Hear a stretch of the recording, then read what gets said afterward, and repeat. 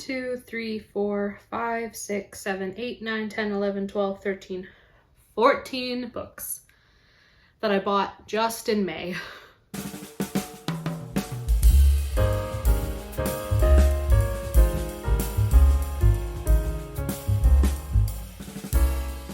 Hey friends, welcome back to another video, and today I'm hauling some books because all I do is buy books and it's a big problem. So no excuses. I need to stop buying so many books. I need to stop going to thrift stores and spending all my money on books because I have other necessities. In case you can't tell, I don't have the biggest bookshelf. I have these two bottom shelves and then two up top, and it's full, it's stuffed. And I have books all around my bedroom, just on my night table, on my desk, on my sister's desk. Like, I just have used up all the space that I possibly can. And I just bought more books because I don't have control. I don't have self-control. I went on vacation. I went to North and South Carolina. I went to some bookstores and came home with a collection. So I'm just gonna go ahead and go through each book. So I got two books by Ruta Sepety and I'm really excited about them. I love this author. So I got Salt to the Sea, and this one is a World War II historical fiction. It says, Winter 1945, 4 refugees, 4 secrets. Each one born of a different homeland, each one hunted and haunted by tragedy, lies, war. As thousands desperately flock to the coast in the midst of a Soviet advance, 4 paths converge, vying for passage aboard the Wilhelm Gustloff, a ship that promises safety and freedom, but not all promises can be kept. What I love about Ruta Sepety is she will set her books in time periods that are written about very often, like World War II, but she just does something so special with the stories that she tells. There's always a unique twist. She will set her books in places that are not often spoken about, and this one seems to be another one of those books. So I'm really excited to get to this eventually. And I also got Out of the Easy, and this one is set in 1950 New Orleans, and I have heard really good things about this as well. So it says, having grown up in the heart of the New Orleans underworld, Josie Moraine wants more out of life than the Big Easy has to offer. She devises a plan to get out, but a mysterious death in the quarter leaves Josie tangled in an investigation that will challenge her conscience, her loyalties, and her darkest fears. Caught between the dream of an elite college and a clandestine underworld, Josie must choose between who she is now and who she longs to become, between when to hold on and how to let go. With characters and atmosphere reminiscent of the great Southern novels, Ruta Sepety creates a rich story of secrets, lies, and the haunting reminder that our decisions shape our destiny. I love jazz, and this being set in New Orleans, I hope there's a little bit of the music scene described in this book, but I'm really interested in this story and I love this cover. It's so pretty. So these are the two Ruta Sepety books that I got, and I'm so glad that I am continuing to add to my Ruta Sepety's collection. This next book I got because I've heard only good things about the author, and I actually have another book by her that I have not yet read, and maybe I should have read that first. Saw how I thought and then picked this book up, but I'm really excited to have bought the Book of Lost Names by Kristen Harmel. I think it was Krista from Books and Jams who read this book, or maybe the other one by this author, but she has said very good things about Kristen Harmel, so I'm really excited to try this out. So it says, Eva Trobe Abrams, a semi-retired librarian in Florida, is at the returns desk one morning when her eyes lock on a photograph in a newspaper nearby. She freezes. It's an image of a book she hasn't seen in 65 years, a book she recognizes as the Book of Lost Names. The accompanying article describes the looting of libraries across Europe by the Nazis during World War II, an experience Eva remembers all too well. As a graduate student in 1942, Eva was forced to flee Paris after the arrest of her father, a Polish Jew.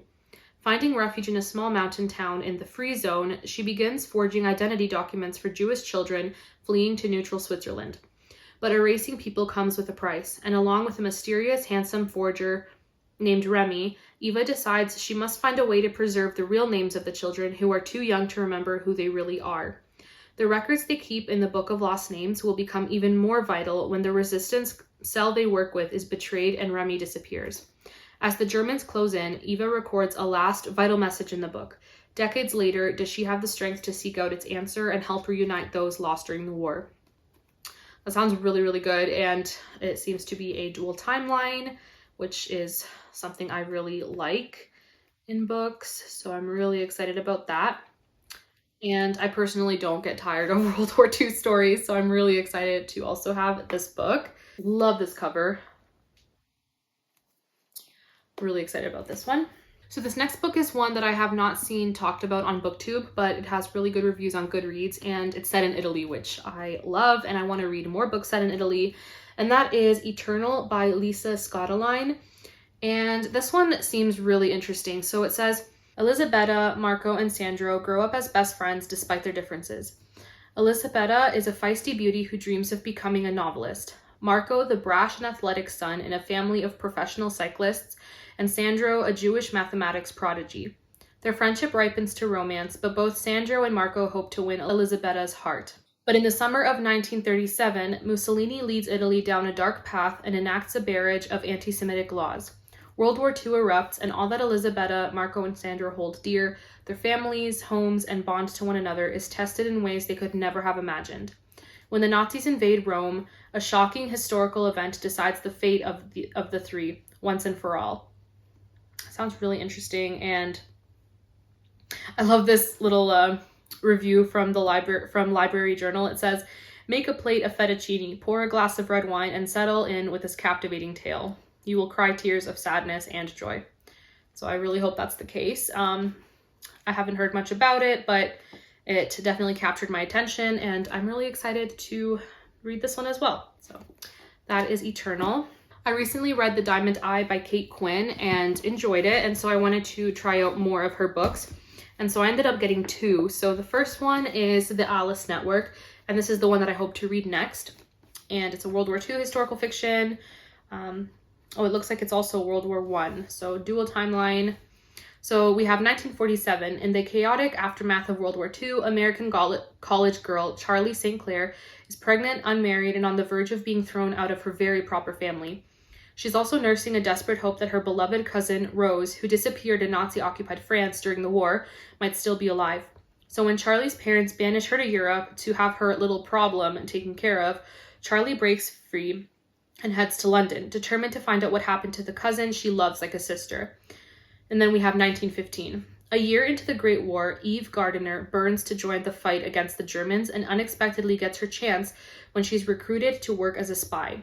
Sent into enemy-occupied France, she's trained by the mesmerizing Lily, codename Alice, the Queen of Spies, who manages a vast network of secret agents right under the enemy's nose. 30 years later, haunted by the betrayal that ultimately tore apart the Alice network, Eve spends her days drunk and secluded in her crumbling London house.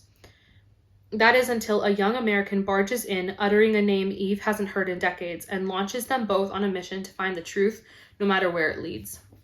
So that sounds really interesting, and it isn't very obvious off the bat how the two storylines will connect, so I'm really, really intrigued by this and can't wait to continue reading Kate Quinn's books. And then the other Kate Quinn book I found at a thrift store, and that is Mistress of Rome. I've heard really, really good things about this series. The only books I've read that are set in ancient Rome were like biblical fiction, and this one is not, so I'm really, really curious to see how Kate Quinn tells this story. This one says, Thea, a captive from Judea, is a clever and determined survivor hiding behind a slave's docile mask. Purchased as a toy for the spoiled heiress, Lepida Pollia, Thea evades her mistress's spite and hones a secret passion for music. But when Thea wins the love of Rome's newest and most savage gladiator and dares to dream of a better life, the jealous Lepida tears the lovers apart and casts Thea out. Rome offers many ways for the resourceful to survive, and Thea remakes herself as a singer for the eternal city's glittering aristocrats. As she struggles for success and independence, her nightingale voice attracts a dangerous new admirer, the emperor himself. But the passions of an all-powerful man come with a heavy price, and Thea finds herself fighting for both her soul and her destiny. So that sounds really, really interesting, and I, again, want to try to read more Kate Quinn in the near future, so I am glad I found this for a very good price at a thrift store. I also picked up The Firebird by Susanna Kearsley, and I have yet to read The Winter Sea, which I'm pretty sure comes before this one, but I got it for $4 and just wanted to grab it because it seems like a good deal, and I have a feeling I'm going to really love Susanna Kearsley based off of what I've heard about her and my friends who have read her books. It seems like her books have a lot of things in them that I really like, including time travel, and I know The Shadowy Horses has some archaeology, and some of them are dual timeline, and I've only heard good things about her, so I hope that I will like both The Winter Sea and this book as well. And then I also found for a couple dollars The Coventley Secret by Hazel Gaynor, and I've only heard Krista from Books and Gems talk about this book, and I think it's like a gothic historical fiction. So it says, 1917, in a world torn apart by war, Frances Griffiths arrives in Cottingley, England, where her cousin Elsie Wright becomes her friend and playmate. But Frances soon discovers other secret friends. When the cousins claim to have photographed real fairies at the bottom of the garden, their parents are skeptical. But then the photos come to the attention of Sir Arthur Conan Doyle, who declares them a marvel and entirely authentic. The Cottingley fairies and the girls become a national sensation. Afraid to tell the truth, Frances and Elsie will keep their secret for decades. And then in the present day, it says, when Olivia Kavanagh inherits her grandfather's bookshop in a small Irish harbour town, she discovers far more than dusty old books. A forgotten manuscript tells an enchanting story of a nation gripped by fairy fever, and a hauntingly familiar photograph stirs painful memories of the past. Olivia begins to understand how Frances's story intertwines with hers, connecting past to present, often blurring what is real and what is imagined along the way. Little girls might easily believe in fairies, but can Olivia believe in herself? So it seems like this is like a magical realism type of book, and I love that Arthur Conan Doyle plays a part in it. He's one of my favorite writers, and I've heard really, really good things about this book. So again, it's dual timeline, check. It is World War I, check. It has fairies, like, seems like a perfect read for me. So I'm really, really excited for this. This next book I got because of the cover. It was a total cover buy. It was in the Christian fiction section at Barnes & Noble, and I saw it, and again, the cover just grabbed my attention. And then I read the back, and it actually sounds really, really good. And that is Tapestry of Light by Kimberly Duffy. And look at this cover. So it says, in 1886 Calcutta, Ottilie Russell is adrift between two cultures, British and Indian, belonging to both and neither. In order to support her little brother Thaddeus and her grandmother, she relies upon the skills in beetle wing embroidery that have been passed down to her through generations of Indian women. When a stranger named Everett Scott appears with the news that Thaddeus is now Baron Sunderson and must travel to England to take his place as a nobleman, Ottilie is shattered by the secrets that come to light.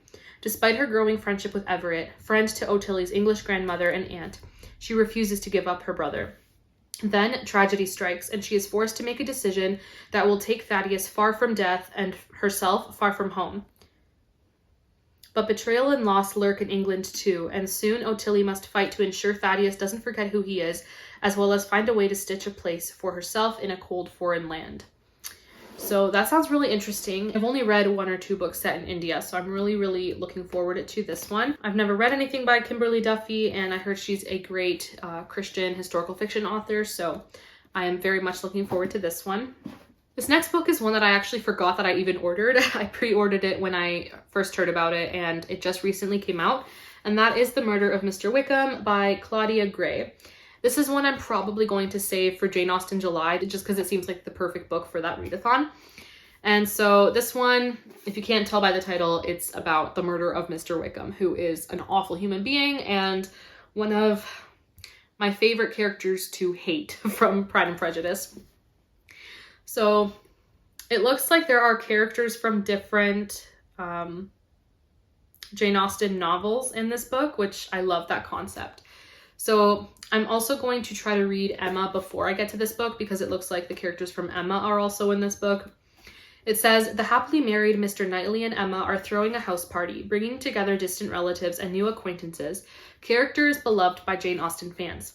Definitely not invited is Mr. Wickham, whose latest financial scheme has netted him an even broader array of enemies. As tempers flare and secrets are revealed, it's clear that everyone would be happier if Wickham got his comeuppance. Yet they're all shocked when Wickham turns up murdered, except, of course, the killer hidden in their midst. Nearly everyone at the house party is a suspect, so it falls to the 2 youngest guests to solve the mystery. Juliet Tilney, the smart and resourceful daughter of Catherine and Henry. Oh my gosh. Catherine and Henry from Northanger Abbey. I love them so much.